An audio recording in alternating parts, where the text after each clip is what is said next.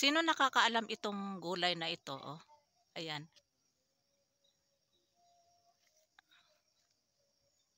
Ayan doon, oh, marami, oh, tumpok, oh. Ayan.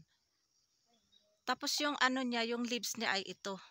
Ayan, parang ano, beans yung leaves niya. Saan ba yung puno nito? Saan yung puno nito man? Ay, ito yata yung puno niya, oh. Ayan, oh. Ito, oh. Ayan. Ito yung puno niya. Ayan, oh. Ito, yan. Oh, ito. Ito yung sa kamay ko. Tapos, yan. Ito. Ayan, oh. Tapos, yun. Gumapang papunta doon sa taas. Ayan yung mga dahon niya. Ayan, oh. Oh, yun. Yan yung mga dahon niya. Ayun, marami doon, oh, parating, oh. Ayan.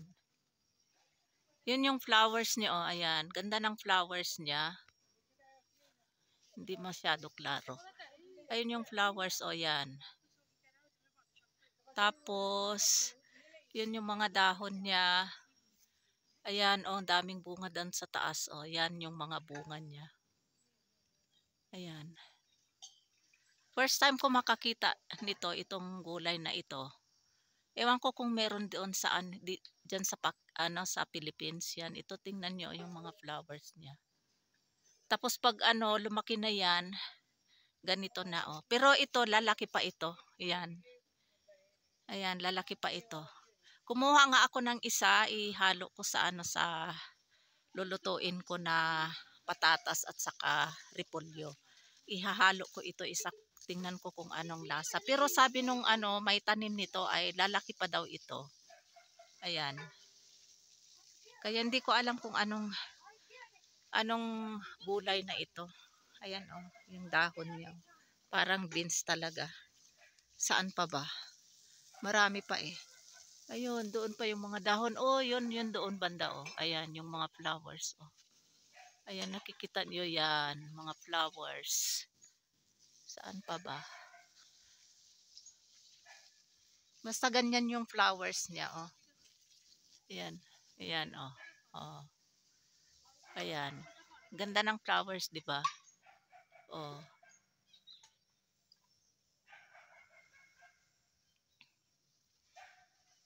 Kaya sabi ko sa nagtanim nito ay ano, i-ano niya, ibinhi niya para next year ay magtanim din ako. Kasi first time din niya magtanim nito. May nagbigay sa kanya ng ano, buto ng seeds. Pero hindi niya matandaan kung anong klase ng seeds na yun. Kaya pag nag-dry ito, malalaman ko din kung ano ito. Ayan. Ayan, oh, malaki. Kinuha ko yung isa. Ito yung sinasabi ko na binidyo ko. Ito yung bunga. Kaya kumuha ako ng isa. I-try ko nga kung anong lasa ni ito. Ayan, tingnan nyo yung ano niya eh. So, hatiin ko ito at ihahalo ko sa aking lulutuin ngayon na ano, yung cabbage at saka potato. Ayan, hahatiin ko. Ito-try ko kung anong lasa nito. Ayan, oh. So, ihalo ko dito. Ayan, potato at saka cabbage. Para matikman ko kung anong lasa nitong gulay na ito.